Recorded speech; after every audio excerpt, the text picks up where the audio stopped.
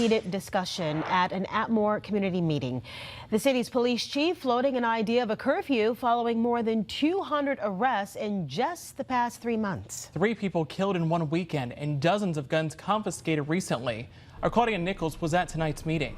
And she is live now in Atmore. Claudia, a lot of people came out to give their opinion. No doubt, Lanice and Cameron. Right now, there are still a few folks out here enjoying the evening, but a curfew implemented by the Atmore Police Department could quickly change that.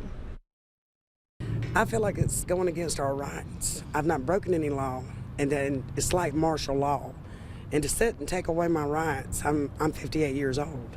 I pay my bills, and if I want to get up and go to the store at 12 o'clock at night, I feel like I have a right. It's not going to stop what they're trying to stop. No. They need to put more police on the street.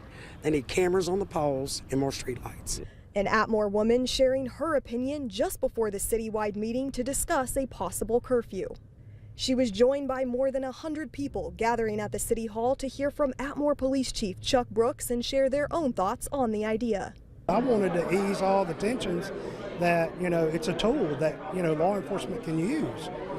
It's as only effective as our community allows us to be. Brooks began the discussion by explaining the reasoning behind having a curfew.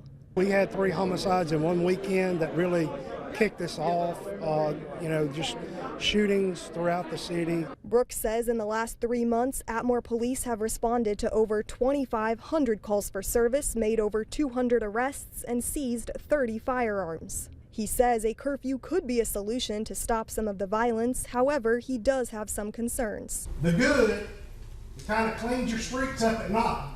My problem is I have crime during the day. He also says they have to consider things like age requirements and the specific hours of a curfew. Other members of the community sharing their thoughts. But when you ask the community for help, just like this young lady say, one thing that this community just asks for is a little respect. In my opinion, to put in place a curfew would simply be treating the symptom. Brooks says after the meeting tonight, they will continue discussing and having conversations about a curfew here in Atmore. But as of tonight, no formal decision has been made. Reporting live in Atmore, Claudia Nichols, Fox 10 News.